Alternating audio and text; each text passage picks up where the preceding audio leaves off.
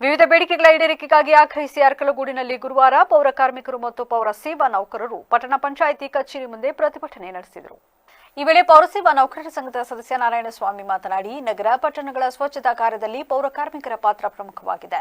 ಅವರ ಸೇವೆಗೆ ತಕ್ಕಂತೆ ಕನಿಷ್ಠ ವೇತನ, ಮೂಲಭೂತ ಸೌಕರ್ಯಗಳನ್ನು ಕಲ್ಪಿಸುವಲ್ಲಿ ರಾಜ್ಯ ಸರ್ಕಾರ ಮಲತಾಯಿ ಧೋರಣೆ ನಡೆಸುತ್ತಿರುವುದು ಬೇಸರದ ಸಂಗತಿ. ನಮ್ಮ ಬೇಡಿಕೆಗಳನ್ನು ಸರ್ಕಾರ ಪರಿಗಣಿಸಬೇಕೆಂದು ಆಗ್ರಹಿಸಿದರು.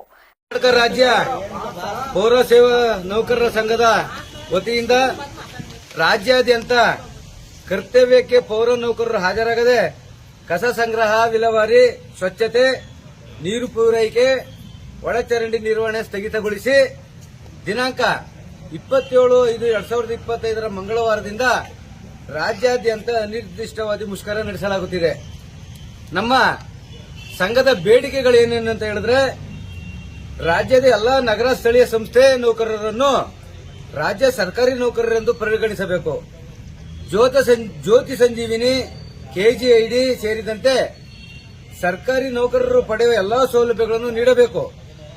ರಾಜ್ಯದ ನಗರ ಸ್ಥಳೀಯ ಸಂಸ್ಥೆಗಳಲ್ಲಿ ಹೊರಗುತ್ತಿಗೆ ಅಡಿಯಲ್ಲಿ ಕೆಲಸ ನಿರ್ವಹಿಸುತ್ತಿರುವ ನೀರು ಸರಬರಾಜು ನೌಕರರು, ಚಾಲಕರು, loaders, cleaners, gardener, sanitary supervisor, UGD ಸಹಾಯಕರು ಸೇರಿದಂತೆ ವಿವಿಧ ವೃಂದದ ಹೊರಗುತ್ತಿಗೆ ನೌಕರರನ್ನು ನೇರ ಪಾವತಿಗೆ ಒಳಪಡಿಸುವುದು ಹಾಗೂ ದಿನಗೂಲಿ ಕ್ಷೇಮಾಭಿವೃದ್ಧಿ. ಪ್ರತಿಭಟನೆಯಲ್ಲಿ ಸಂಘದ ಉಪಾಧ್ಯಕ್ಷ ರವಿ, ನೌಕರರಾದ ದೀಕ್ಷಿತ್, ಹೇಮಂತ್, ದೀಪಾ, ನಾರಾಯಣಸ್ವಾಮಿ, ಚಂದನ, ಶ್ರುತಿ, ವಿಮಲಾ, ಮಂಜುಳಮ್ಮ ಉಪಸ್ಥಿತರಿದ್ದರು.